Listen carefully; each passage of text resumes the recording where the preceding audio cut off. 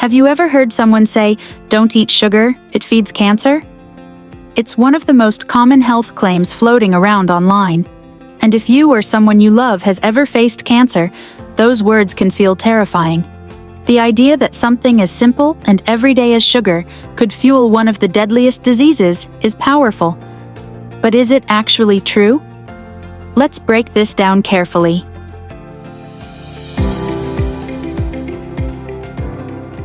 First, let's talk about sugar itself.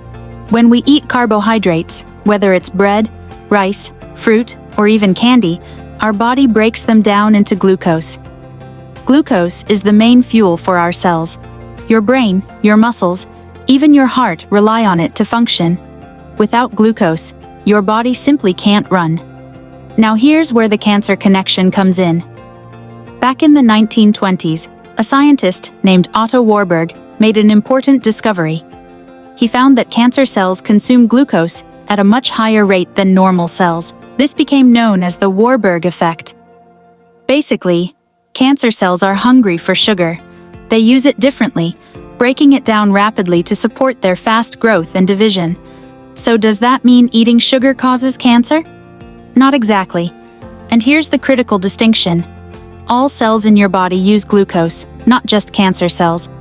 Cancer cells are greedy, yes, but they can't magically sense if you had a cookie or a piece of fruit. Cutting out all sugar won't suddenly starve cancer, because your body tightly regulates blood sugar. Even if you avoid sweets completely, your liver can make glucose from protein and fat. So, the claim that sugar directly feeds cancer is an oversimplification. But there's still more to the story. Here's the nuance.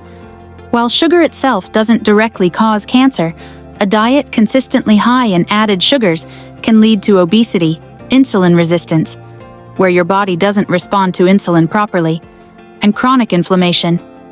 And these conditions do raise the risk of developing certain cancers, like breast, colon, and pancreatic cancer. In other words, sugar doesn't feed cancer cells directly, but it can create an environment in the body that makes cancer more likely to grow. Think of it like this.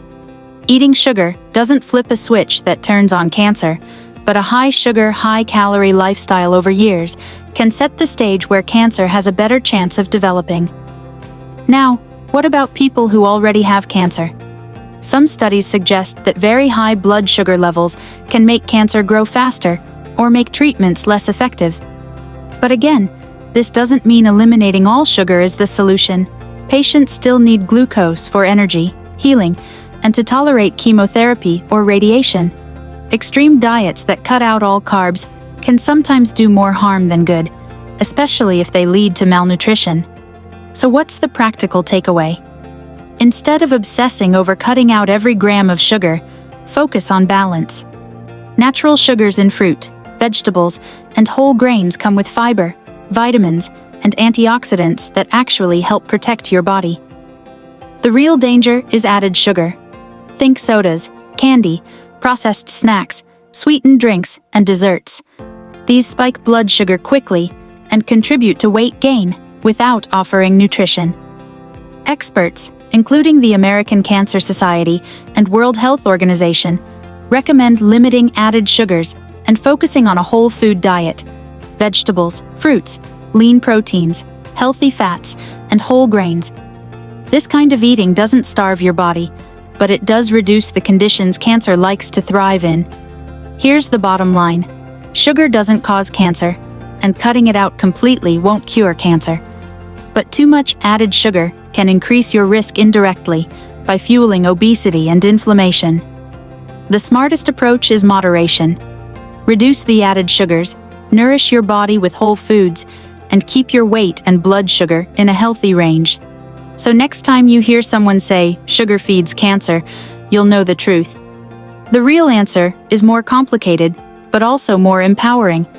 It means you don't have to fear every piece of fruit or every slice of bread.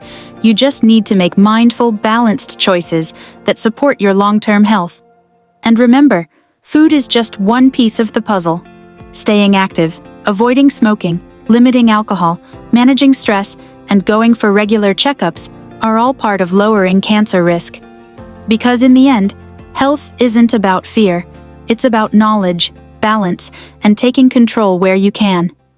Stay informed, stay healthy,